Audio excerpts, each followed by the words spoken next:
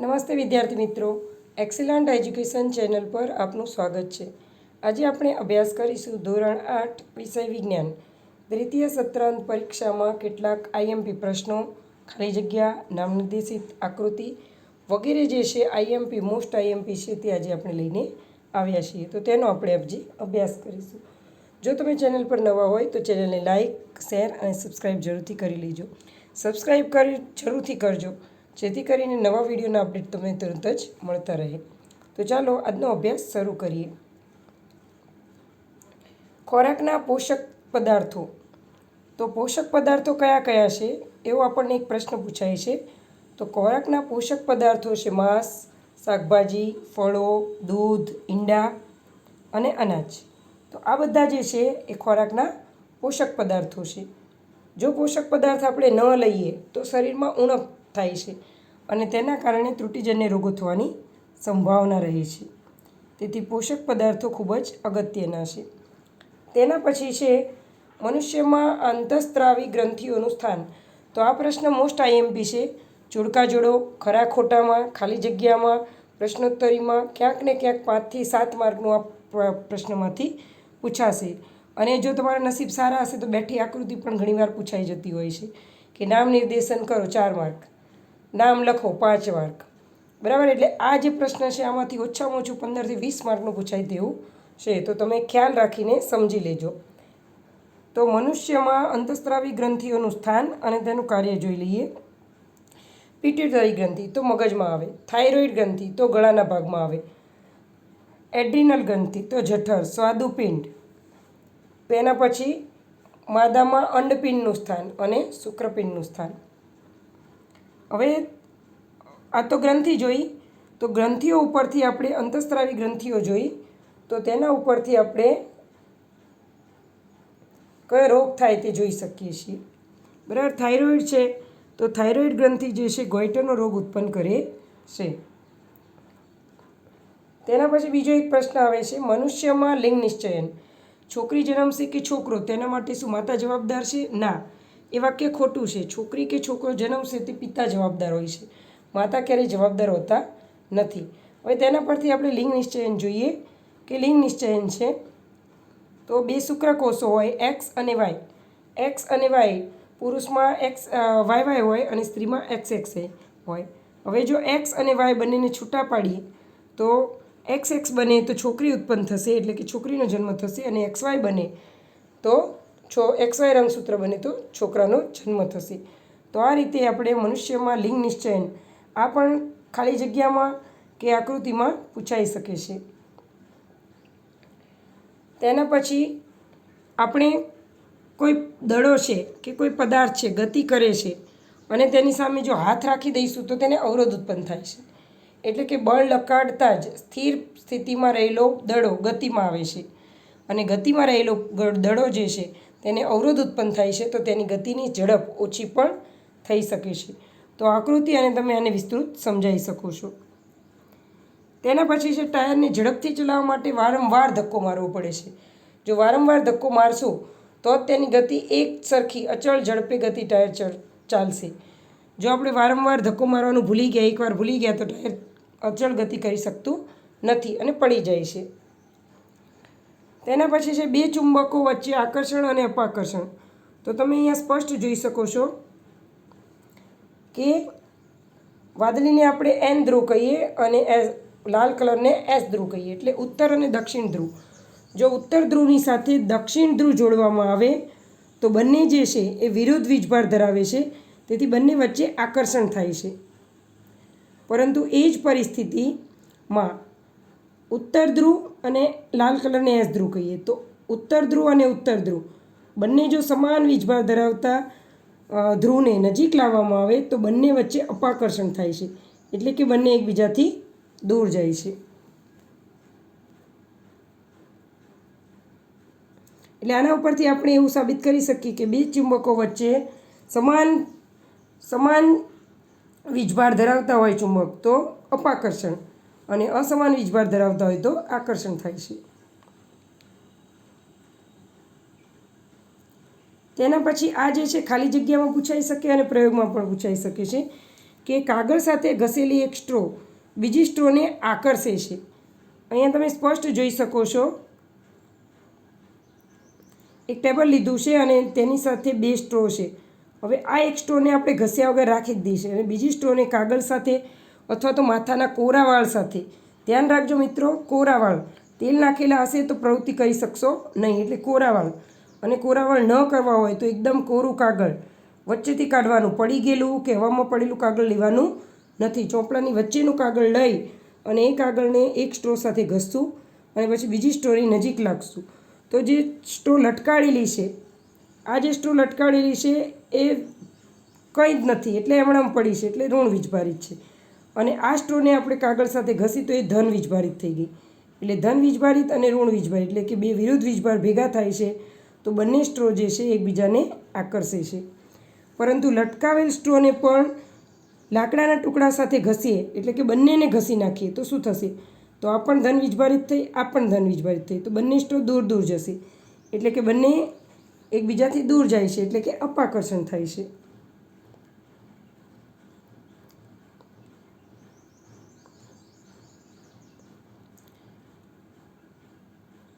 પ્રવાહી પાત્રમાં દિવાલો પર દબાણ લગાડે છે. પ્રવાહી પાત્રો જે છે એ દિવાલ પર દબાણ લગાડે છે. કઈ રીતે? તો એક બોટલ લઈશું પ્લાસ્ટિકની અને બોટલમાં સૌપ્રથમ અહીં આપણે પાઇપ રાખી અને ફુગ્ગો લગાવી દઈશું.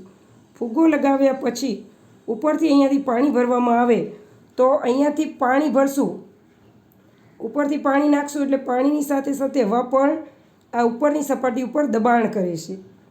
એટલે દબાણના કારણે જે હવાનું દબાણ છે એ અને પાણી બંને ફુગ્ગાની સપાટીની અંદર જાય છે, એટલે ફુગ્ગો જે છે ફૂલાઈ જાય છે. એટલે આના પરથી આપણે એવું સાબિત કરી શકીએ કે પ્રવાહી પાત્રની દિવાલો પર દબાણ લાગે છે. તેના પછી તેવી બીજી પ્રવૃત્તિ છે. પ્રવાહી સમાન ઊંડાઈએ સમાન દબાણ લગાડે છે. કઈ રીતે? તો અહીંયા એક બોટલ લીધેલી છે અને બોટલમાં પહેલાંથી જ આપણે 1, 2, 3 અને પાછળની સાઈડ 4 કાણા પાડી દીધા. હવે જુઓ સમાન અંતરે કાણા પડેલા છે, એટલે ચારેય બાજુ આવું એક ગોળ હોય તો એક અહીંયા, તો આમ ને આમ ને આમ 4 કાણા સમાન અંતરે પાડવાના છે, ઊંચા નીચા પાડવાના નથી. અને પછી અંદર આપણે બોટલમાં પાણી નાખશું તો પાણી જે છે ઉપરની સપાટી ઉપર દબાણ કરશે, એટલે આ પાણી નીચે તરફ દબાણ કરશે અને તેના કારણે ફૂલ દબાણથી અહીંયા પાણી દબાણ કરે છે, એટલે ફૂલ ફોર્સથી પાણી જે છે કાણામાંથી બહાર નીકળે છે. એટલે આના પરથી આપણે એવું સાબિત કરી શકીએ કે પ્રવાહી સમાન ઊંડાઈએ સમાન દબાણ લગાડે છે. અહીંયા જે છે એક કાગળ લીધેલો છે અને તેને ભૂંગળું વાળી દીધું છે. હવે ભૂંગળું વાળી દઈશું તો શું થશે? તો તમે સ્પષ્ટ જોઈ શકો છો કે ઉપરથી કાગળ ખુલ્લો છે અને નીચેથી પણ કાગળ ખુલ્લો છે. અહીંયા થાય છે શું? તો એકમ ક્ષેત્રફળના હવાના સ્તંભના વજનને વાતાવરણનું દબાણ કહે છે. આ જે છે મોસ્ટ આઈએમપી ખાલી જગ્યા છે. વાતાવરણનું દબાણ કોને કહેવાય? તો એકમ ક્ષેત્રફળ પર હવાના સ્તંભના વજનને કારણે જે દબાણ લાગે તેને વાતાવરણનું દબાણ કહે છે. એટલે કે આ જેટલો પણ ભાગ છે અહીંયા જેટલું દબાણ હશે એટલું જ દબાણ ઉપર હશે, તેથી તેને એકમ ક્ષેત્રફળ કહે છે. તેના પછી બીજી એક પ્રવૃત્તિ છે. પેન્સિલ સેલ જુદી જુદી સપાટીઓ પર જુદું જુદું અંતર કાપે છે. અહીંયા પહેલી આકૃતિમાં જોઈએ તો અહીંયા ઢાળ ઓછો રાખ્યો છે અને જે સેલ છે એને બંને લીસી સપાટી ઉપરથી ગબડાવે છે તો સેલ દૂર સુધી જાય છે. તો પરિસ્થિતિ એ છે. હવે તે જ ઢાળ એટલો જ રાખ્યો છે ઊંચો, પરંતુ અહીંયા લીસી સપાટીની જગ્યાએ અહીંયા ખરબચડી સપાટી એટલે કે કાગળ, ખરબચડું કે કાપડ મૂકી દીધું છે અને પછી અહીંયાથી સેલ ગબડાવશું તો સેલ જે છે આટલે બધી દૂર સુધી જતો નથી અને નજીક પડે છે. તેના પરથી એવું સાબિત થઈ શકે કે પેન્સિલ સેલ જે છે જુદી જુદી સપાટી ઉપર જુદું જુદું અંતર કાપે છે. અહીંયા તમે સ્પષ્ટ જોઈ શકો છો કે આ બંને સપાટી લીસી હતી તો અંતર દૂર સુધી કપાયું. અહીંયા એક સપાટી ખરબચડી છે તો નજીક અંતર કપાયું. હવે ત્રીજી પરિસ્થિતિમાં આ સપાટી અને આ સપાટી બંને ખરબચડી રહીએ તો પેન્સિલ જે છે સાવ અહીંયા નજીક પડશે. આ પ્રવૃત્તિ તમે જાતે કરીને પણ જોઈ શકો છો.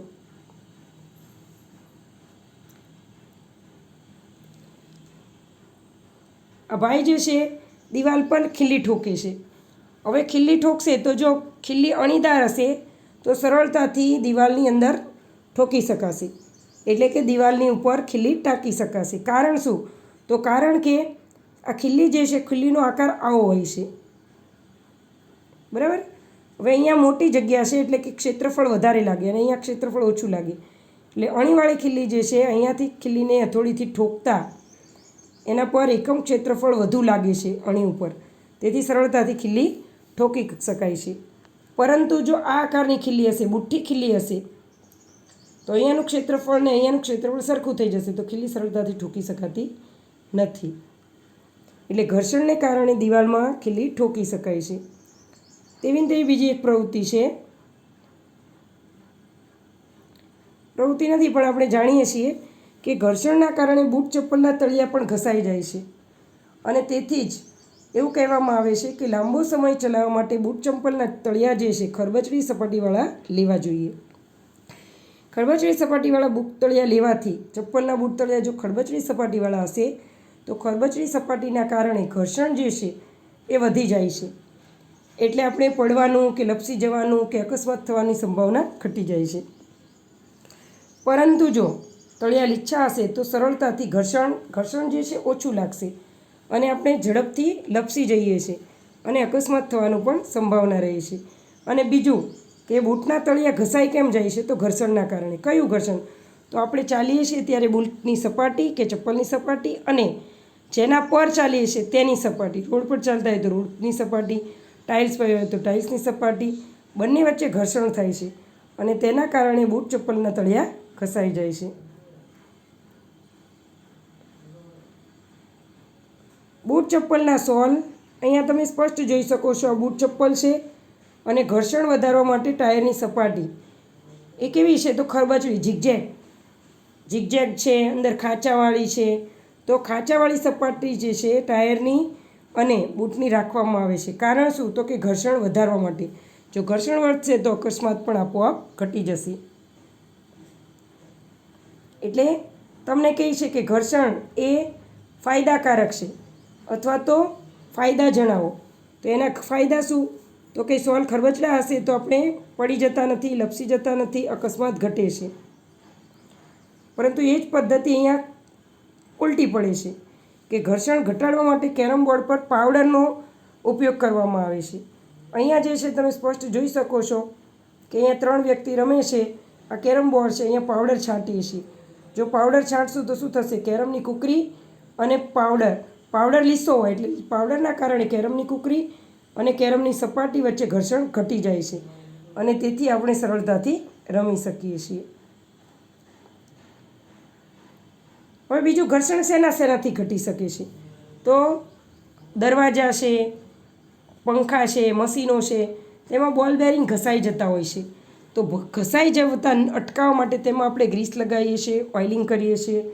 પછી ગાડી છે, કોઈ આપણે ક્યાંક ફરવા જવું છે અને બહુ બધો સામાન છે, તો સીધો ઠેલો હશે તો વજન લાગશે, ખભા દુખશે, શરીર દુખશે. પરંતુ જો ગરગડી અહીંયા રાખવામાં હશે અને ગરગડીવાળું આપણે ટ્રાવેલ બેગ લીધું હશે તો એ શું કરશે?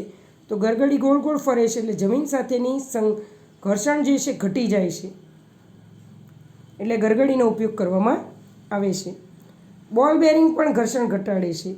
કેમ? તો કે આ સપાટી લીસી હોય અને બોલ બેરિંગની સપાટી પણ લીસી હોય એટલે લોટણ ગતિ લાગે છે. એટલે બોલ બેરિંગ જે છે ઘર્ષણ ઘટાડે છે. તેના પછી બીજો પ્રશ્ન છે, સંગીતના કેટલાક વાદ્યો? તો મોસ્ટ આઈએમપી છે. સંગીતના વાદ્યોના નામ લખો. હાર્મોનિયમ, સિતાર, વાંસળી, તબલા. આ સિવાય પણ બીજા બધા સાધનો છે તો તમે યાદ કરી લેજો. કંપિત પાણીમાં તરંગો ઉત્પન્ન થાય છે. અહીંયા સૌપ્રથમ એક થાળી લઈશું, એમાં પાણી નાખીશું અને ચમચી લઈશું.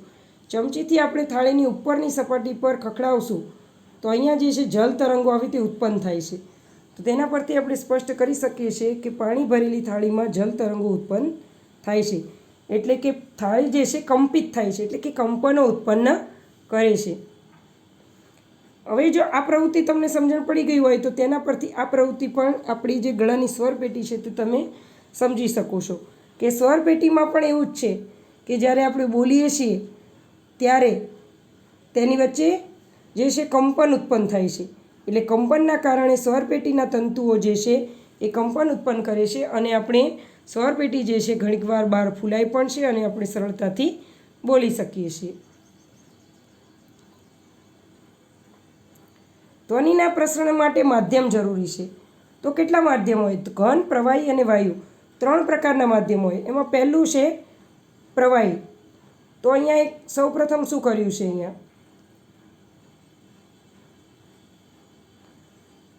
તો અહીંયા એક કાચનો ગ્લાસ લીધો છે અને સૌપ્રથમ પહેલાં પાણી વગર આપણે મોબાઈલ અંદર મૂકીશું અને પછી મોબાઈલમાં રિંગ વગાડશું તો મોબાઈલ તો અવાજ કરશે જ, તે સાથે સાથે ગ્લાસ પણ કંપન ઉત્પન્ન કરે છે. તેથી આપણે એવું સ્પષ્ટ કરી શકીએ કે હવા જે છે, વાયુ જે છે એ પાણીમાં પ્રસરણ કરે છે. એટલે કે ધ્વનિ માટે માધ્યમની જરૂર છે.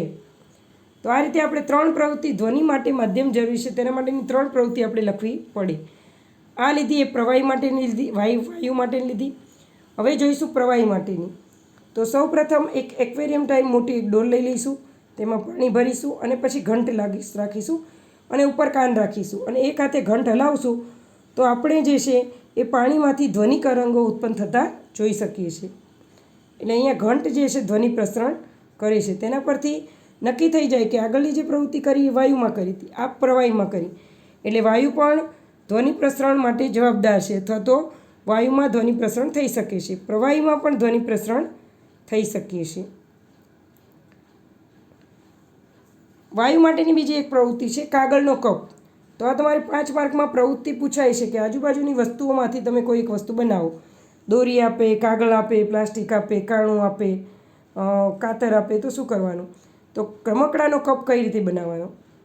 તો રમકડાનો કપ બનાવવા માટે સૌપ્રથમ 2 કાગળના કપ લઈશું, પતલી દોરી લઈશું, 2 દિવાસળી લઈશું. 2 કપમાં આવા જે કપ હોય કાગળના એમાં અહીંયા કાણું પાડીશું, કાણામાં દોરી પરવીશું અને અહીંયા દિવાસળી બાંધી દઈશું. એ રીતે 2 કપમાં આવી રીતે પ્રવૃત્તિ કરીશું અને 2 દોરી સામસામે બાંધશું અને પછી સામસામે વાત કરશું. તો આ જે છે વાયુમાં ધ્વનિનું પ્રસરણ થાય છે તે સ્પષ્ટ કરે છે. અને આ રમકડાનો ટેલિફોન બનાવો એ પણ આપણને પૂછાઈ શકે છે. તેના પછી છે કાનના પડદાની પ્રક્રિયા સમજવી. તો કાનનો પડદો કઈ રીતે કાર્ય કરે છે? તો એક પ્લાસ્ટિક કે ટીનનો ડબ્બો લો, તેના છેડાઓ કાપી નાખો. એક રબરના ફુગ્ગાના ટુકડાને ટીનના એક છેડા પર રબર બેન્ડથી બાંધો. સૂકા કઠોળના 4-5 દાણા ખેંચાયેલ દોરી પર રબર પર મૂકો અને હવે મિત્રને ખુલ્લા છેડાથી હુર્ર હુર્ર બોલવાનું કહો. આની સિવાય તમે બીજા શબ્દો પણ બોલી શકો. તો શું થશે? તો કઠોળના દાણા જે છે એનું અવલોકન કરો. તો અવલોકન કરશું તો આપણને સ્પષ્ટ જણાશે કે કઠોળના દાણા જે છે એ કૂદકા મારશે. એટલે અહીંયા એક કાણું પડ્યું, અહીંયા કાણું પડ્યું, અહીંયાથી ધ્વનિ બહાર જાય છે અને અહીંયાથી આની અંદર પ્રસરણ પામે છે. તો આ રીતે જે દાણા જે છે કૂદકા મારે છે. તેથી એવું કહી શકાય કે આ રીતે આપણા કાનના પડદાની પ્રક્રિયા થઈ શકતી હશે. આ આપણી કાનની રચના આપી છે માનવ કાન. તો માનવ કાનમાં કાનનો પડદો હોય છે.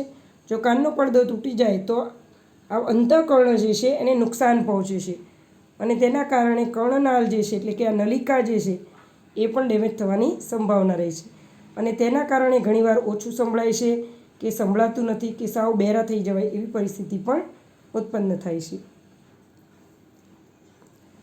હવે ધ્વનિની પ્રબળતા કેટલી છે અથવા તો કઈ કઈ જગ્યાએ કેટલી ધ્વનિ હોવી જોઈએ? તો આ પ્રશ્ન જે છે ખાલી જગ્યા, ખરા ખોટા, 1 માર્કમાં કે કોષ્ટક સ્વરૂપે પણ પૂછાઈ શકે છે અને ઘણીવાર લાંબા કારણો સ્વરૂપે પણ પૂછાઈ શકે છે. ધ્વનિની પ્રબળતા ધ્વનિ ઉત્પન્ન કરતા કંપનના કંપવિસ્તારના વર્ગના સમપ્રમાણમાં હોય છે. ઉદાહરણ તરીકે જો કંપવિસ્તાર બમણો કરવામાં આવે તો પ્રબળતા 4 ગણી બને છે. પ્રબળતાને ડેસિબલમાં એકમમાં મપાય છે. એટલે કે તમને પૂછાય કે ધ્વનિનો એકમ શું? તો આવશે ડેસિબલ. ડેસિબલ એટલે ડીબી. અહીંયા આપણે ધ્વનિ પ્રબળતાનો ખ્યાલ માટેના અલગ અલગ ડીબી આપણને આપ્યા છે. આપણે જ્યારે સામાન્ય શ્વાસ લઈએ છીએ તો 10 ડેસિબલ એટલે 10 ડીબી ધ્વનિની પ્રબળતા હોય છે. જ્યારે 5 મીટર સુધીમાં 4-5 મિત્રો ગુપસુપ વાત કરતા હોય, કે 2 મિત્રો બાજુમાં બેસી અને ગુપસુપ વાત કરતા હોય, તો 30 dB એટલે કે 30 ડેસિબલ જેટલો અવાજ થાય છે. એટલે કે ધ્વનિની પ્રબળતા 30 ડેસિબલ હોય છે. સામાન્ય વાર્તાલાપ કરીએ, વાતચીત કરીએ તો 60 ડેસિબલ. ટ્રાફિક હોય ફૂલ તો 70 ડેસિબલ ધ્વનિની પ્રબળતા. અને સામાન્ય ફેક્ટરીમાં 80 ડેસિબલ ધ્વનિની પ્રબળતા છે. હવે સામાન્ય ફેક્ટરીથી વધારે અવાજમાં આપણે જઈએ તો તેની જે ધ્વનિની પ્રબળતા છે 80 ડેસિબલ કરતાં વધી જાય છે. અને તેના કારણે આપણને શારીરિક કષ્ટદાયક થાય છે. એટલે કાનમાં દુખે છે, કાનમાં બેરાશ આવે છે, તેના કારણે આપણને માથું દુખે છે અને ગમતું ક્યાંય નથી. તો વધારે ડેસિબલ જે છે એ આપણા કાન માટે નુકસાનકારક છે. તેના પછી છે ટેસ્ટર બનાવવું. તો ટેસ્ટર જે છે સુવાહક અને મંદવાહક. અહીંયા એક ટેસ્ટર લીધું છે, સેલ લીધો છે અને બલ્બ જોઈન્ટ કર્યો, તો બધું બંધ પરિપથ છે, તો બલ્બ પ્રકાશિત થાય છે. અહીંયા જે છે એ વાયરને લાકડા સાથે ગોઠવ્યો છે, એટલે વિદ્યુત પ્રવાહ ઉત્પન્ન થતો નથી, તેથી બલ્બ પ્રકાશિત થતો નથી. તો આ રીતે તમે ટેસ્ટર અલગ અલગ રીતે બનાવી શકો છો. તો આ જે છે સુવાહક ટેસ્ટર છે અને આ મંદવાહક ટેસ્ટર છે. શું ટેસ્ટરનો બલ્બ પ્રકાશિત થાય છે? શું લીંબુનો રસ કે વિનેગર એ વિદ્યુતનું વહન કરે છે? લીંબુના રસ કે વિનેગરને તમે સુવાહક કહેશો કે અવાહક કે મંદવાહક? તો ચાલો તેના માટેની એક પ્રવૃત્તિ કરીશું. સૌપ્રથમ એક બીકર લઈશું, તેમાં પાણી નાખીશું અને એ સિવાય લીંબુનો રસ નાખીશું. પછી શું કરીશું? તો વાયર જે છે, વાયરના 2 છેડા લઈશું. વાયરનો એક છેડો બલ્બ સાથે જોડીશું, અહીંયા બલ્બ સાથે જોડ્યો, બલ્બના સાથે બીજો વાયર લઈશું, તેને સેલ સાથે જોડીશું. સેલની નીચે બાજુ બીજો વાયર લઈશું, બંને વાયર પછી બીકરમાં નાખી દઈશું અને બીકરમાં લીંબુ કે વિનેગરનો રસ નાખીશું. તો આ રીતે જે છે એ અહીંયા જોઈશું તો બંને છેડા અંદર છે, એટલે વિદ્યુત પ્રવાહ પસાર થશે અને બલ્બ પ્રકાશિત થાય છે. તેના પછી અન્ય ટેસ્ટર અથવા તો હોકાયંત્રનો ઉપયોગ કરીને ટેસ્ટર બનાવવાનું છે. તો તમે જોઈ શકો છો કે અહીંયા પ્લસ ને માઇનસ છે, સેલ મૂક્યો છે અને બલ્બની જગ્યાએ અહીંયા આપણે હોકાયંત્ર મૂક્યું છે. જો અહીંયાથી વિદ્યુત પ્રવાહ પસાર થશે એટલે કે બંધ આકૃતિ હશે, તો આ જે હોકાયંત્ર છે કોણાવર્તન દર્શાવશે અને એકાદ છેડો બહાર હશે તો કોણાવર્તન દર્શાવશે નહીં. તેના પછી છે પાણીમાંથી વિદ્યુત પ્રવાહ પસાર કરવો, તેને આપણે ઇલેક્ટ્રોડ્સ પણ કહીએ છીએ. તો 2 નકામા સેલમાંથી સાવચેતીપૂર્વક કાર્બનના સળિયા બહાર કાઢીશું, ધાતુની કેપ કે કાચ વડે સાફ કરીશું અને પછી ઉપર કોપરનો તાર વીંટાળી દઈશું અને પછી બેટરી સાથે જોડીશું અને આ સળિયાને આપણે ઇલેક્ટ્રોડ તરીકે વર્તીશું. તો અહીંયા ઇલેક્ટ્રોડ તરીકે વર્તીએ આપણે. તો આ 2 કાર્બનના સળિયા છે, પાણી નાખેલું છે, આ ઇલેક્ટ્રોડ તરીકે કાર્ય કરે છે અને ઉપર ધાતુની કેપ લગાવી છે અને સાથે બેટરી સેલ જોડેલો છે. તો આ જે આખી રચના છે એ પાણીમાંથી વિદ્યુત પ્રવાહ પસાર થાય છે તે પ્રયોગ દર્શાવે છે. તેના પછી એવી ને એવી બીજી પ્રવૃત્તિ છે ઇલેક્ટ્રોપ્લેટિંગ, એટલે કે ઢોળ ચડાવવો. ખોટી વસ્તુઓ હોય તો પહેલાંના સમયમાં આ ડાયોક્સાઇડનો ઢોળ ચડાવવામાં આવતો, ઝિંક ઓક્સાઇડનો ઢોળ ચડાવવામાં આવતો, બરાબર. અત્યારે જે છે એ સોનાનો ઢોળ ચડાવવામાં આવે છે. ઘણીવાર ખોટી વસ્તુ ઉપર ચાંદીનો ઢોળ પણ ચડાવવામાં આવે છે. એટલે પાયલ જે છે હોય ખોટી પણ લાગે ચાંદીની અને ઘણા સમય સુધી તે કાળી પણ પડતી નથી. તેવી રીતે ગ્રામના દાગીના આવે છે તો તેના ઉપર પણ સોનાનો ઢોળ ચડાવવામાં આવેલો હોય છે. તો ચાલો ઇલેક્ટ્રોપ્લેટિંગ કોને કહેવાય? તો ઢોળ ચડાવવું એક પ્રકારની. તે પ્રવૃત્તિ આપણે સમજીશું. તો સૌપ્રથમ 2 તાંબાની પ્લેટ લઈશું. તાંબાની પ્લેટ એટલે Cu અને પછી Cu કોપર સલ્ફેટનું દ્રાવણ લઈશું, એટલે SuSO4નું દ્રાવણ અંદર નાખીશું. અંદર દ્રાવણ નાખીશું એટલે શું થશે? તો તાંબાની પ્લેટ ઉપર કોપર સલ્ફેટ જે છે અસર કરે છે. અહીંયા બેટરી જોડીશું અને અંદર HCl પણ નાખીશું. તો આ રીતની આખી આકૃતિની રચના થયેલી છે. એટલે અહીંયા જે છે CuSO4માંથી કોપર દૂર થશે અને અહીંયા Fe કે જે પણ બીજો સળિયો તમે અહીંયા લીધો હોય કે જે ધાતુ લીધી હોય એનું પડ SO4 સાથે ચડી જશે, એની ઢોળ ચડે છે. બે ફુગ્ગાઓ ફૂલાવો, તેઓ એકબીજાને અડે નહીં તે રીતે લટકાવો. બંને ફુગ્ગાને ઊનના કાપડ વડે ઘસો અને પછી શું અવલોકન થાય છે તે છોડો. તો અહીંયા બે ફુગ્ગા લીધા છે. પહેલી પરિસ્થિતિમાં એક ફુગ્ગો લટકાયેલો છે અને પહેલી પરિસ્થિતિમાં બંનેને એકને લટકાયો છે અને બીજાને ઊન વડે ઘસ્યું છે તો આકર્ષણ થશે. બીજી પરિસ્થિતિમાં બંનેને ઊનથી ઘસ્યા છે તો અપાકર્ષણ થશે. એટલે સમાન વીજભારનું અપાકર્ષણ થાય છે. તે જ રીતે અહીંયા સ્ટ્રો અને ફુગ્ગો લીધો. તો અહીંયા સ્ટ્રો જે છે એમણે મૂકી છે અને ફુગ્ગાને કાગળ સાથે કે ઊનના કાપડ સાથે ઘસીશું તો શું થશે? તો એકને જ ઘસ્યું છે એટલે આ ધન ભારિત થાય છે અને આ તો ઋણ ભારિત હતું તો બંને એકબીજાની નજીક આવશે. પરંતુ જો બંનેને ઘસીશું તો બંને એકબીજાથી દૂર જાય છે એટલે કે અપાકર્ષણ થાય છે. એટલે કે વિરુદ્ધ વીજભારો એકબીજાને આકર્ષે છે અને સમાન વીજભાર તો એકબીજાને અપાકર્ષે છે. સારાંશ જોઈ લઈએ તેના પરથી. તો વીજભારિત ફુગ્ગામાંથી વીજભાર ફુગ્ગો અપાકર્ષિત થયો અને વીજભારિત રિફિલથી વીજભારિત રિફિલ અપાકર્ષિત થઈ.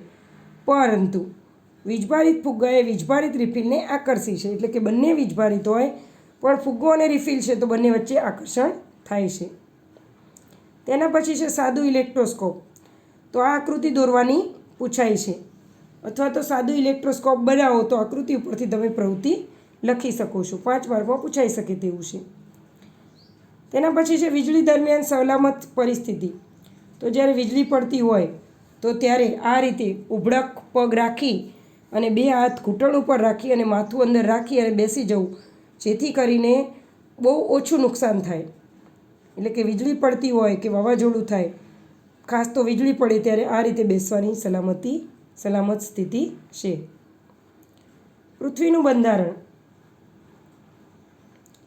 તો પૃથ્વીના બંધારણમાં સૌપ્રથમ અંદરનું પડ, બહારનું આવરણ અને સૌથી બહાર પોપડો છે.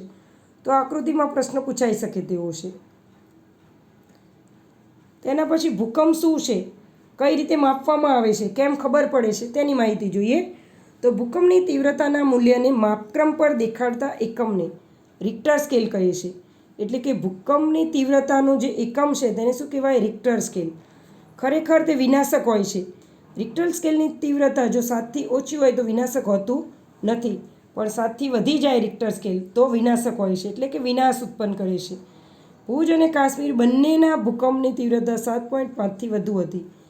તેથી 2001માં જ્યારે 26 જાન્યુઆરી સવારના વહેલા 2001માં જ્યારે ભૂકંપ આવ્યો હતો ત્યારે ગાંધીધામ ને કચ્છ ભુજ ને બધું આખું પડી ભાંગ્યું હતું. બધું નુકસાન બહુ થયું હતું, વિનાશ થઈ ગયો હતો અને આખા શહેરો પડી ભાંગ્યા હતા. હવે આપણે રિક્ટર સ્કેલ જે છે એટલે કે ભૂકંપ, રિક્ટર સ્કેલ છે ભૂકંપની તીવ્રતાનો એકમ છે. પરંતુ ભૂકંપ માપવાના સાધનને શું કહેવાય, એની તીવ્રતા કઈ રીતે મપાય? તો આ સાધન છે આને સિસ્મોગ્રાફ કહે છે.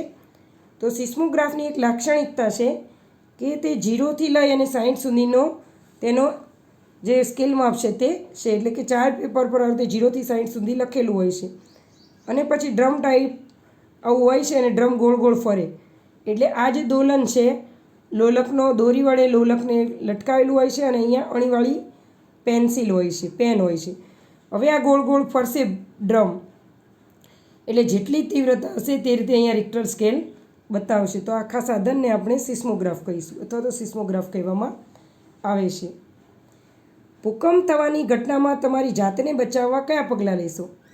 તો જો આપણે ઘરે હોય તો ટેબલ નીચે આશ્રય લઈશું, ધ્રુજારી બંધ થાય ત્યાં સુધી તે જગ્યાએ રહીશું, તમારી પર પડી શકે તેવી કે ઊંચી ભારે વસ્તુથી દૂર રહીશું, પથારીમાં હો તો ઊભા નહીં થઈએ અને તકિયાથી માથાનું રક્ષણ કરીશું. જો આપણે ઘરમાં નથી અને બહાર કોઈ પર જગ્યાએ બેઠા છીએ અથવા તો ઘરની બહાર છીએ તો શું કરીશું? તો ઇમારતો, વૃક્ષો અને ઉપરથી પસાર થતી વિદ્યુતની લાઈનોથી દૂર રહીશું, એટલે કે ખુલ્લા સ્થળે જઈશું. જમીન પર એક જગ્યાએ બેસી જઈશું, એટલે કે ઉભડક સ્થિતિમાં બેસી જઈશું. જો મોટર કે બસમાં હોય તો બહાર નહીં આવીએ. વાહન ચાલકને ધીમે ધીમે ખુલ્લા સ્થળ પર લઈ જવા કહીશું. એટલે કે જાહેર બસમાં હોય તો તે વાહન ચાલકને કહીશું, ડ્રાઈવરને કહીશું કે ખુલ્લા સ્થળે આપણને લઈ જાય. જ્યાં સુધી ધ્રુજારી ન અટકે ત્યાં સુધી બહાર નીકળશું નહીં, એટલે કે જ્યાં હશું ત્યાં જ તે જ પરિસ્થિતિમાં રહીશું. તેના પછી છે આપાત કોણ અને પરાવર્તન કોણ. તો અહીંયા જે છે અરીસો છે, અરીસામાંથી કોઈ કિરણ આપાત કરવામાં આવે, કિરણ અરીસામાં આપાત થાય છે તો તેને અહીંયાથી આપાત કરીએ તો તેને આપાત કિરણ કહે છે. અને તે કિરણ જે છે પરાવર્તન પામીને બહાર નીકળે તેને પરાવર્તિત કિરણ કહે છે. હવે આપાત કિરણ અને પરાવર્તિત કિરણની વચ્ચે જે લંબ દોરેલો હોય તેને આપાત બિંદુએ દોરેલ લંબ કહે છે. એટલે લંબ અને આપાત કિરણ વચ્ચેનો ખૂણો જે છે આપાત કોણ કહેવાય છે. અને લંબ અને પરાવર્તિત કિરણ વચ્ચેનો ખૂણો જે છે આર, તેને પરાવર્તિત કોણ કહે છે. આપાત કોણ અને પરાવર્તિત કોણ હંમેશા સમાન હોય છે. જો આ 40 હોય તો આ પણ 40 હોય છે. તેના પછી નિયમિત પરાવર્તન, એટલે કે આ અરીસો છે અને અરીસામાંથી જો એક જ રીતે કિરણો આપાત થતા હોય તો તેમાંથી બહાર નીકળતા કિરણો પણ સમાન અંતરે બહાર નીકળે છે, એટલે આને નિયમિત પરાવર્તન કહે છે. પરંતુ અહીંયા જે છે નિયમિત પરાવર્તનમાં અરીસાની સપાટી લીસી હતી અને તૂટેલી ભાંગેલી નથી, સપાટ હતી. પરંતુ અનિયમિત સપાટી એટલે કે અનિયમિત પરાવર્તનમાં જે અરીસાની સપાટી જે છે ખરબચડી છે, તૂટેલી ભાંગેલી છે. તેથી થશે શું, કિરણ તો એક જ અંતરે સમાન અંતરે આપાત થાય છે, પરંતુ પરાવર્તિત કિરણ જે છે એ આડાઅવળા ગમે ત્યાં પરાવર્તન પામે છે. તેથી તેની દિશા જે છે બદલાઈ જાય છે, તેથી તેને અનિયમિત પરાવર્તન કહે છે. આ આકૃતિ જે છે ગુણક પરાવર્તનની છે. ગુણક પ્રતિબિંબો, બે અરીસા છે અને બે અરીસાની વચ્ચે અહીંયા આપણે એક સંચો મૂકીશું. તો જેમ જેમ અહીંયા અંતર વધુ તેમ જેમ અહીંયા વસ્તુ મૂકીશું અને જેમ ખૂણો મોટો તેમ વસ્તુના પ્રતિબિંબની સંખ્યા ઘટશે, અને જેમ ખૂણો નાનો તેમ વસ્તુના પ્રતિબિંબની સંખ્યા વધે છે. તે માટેનું એક સૂત્ર છે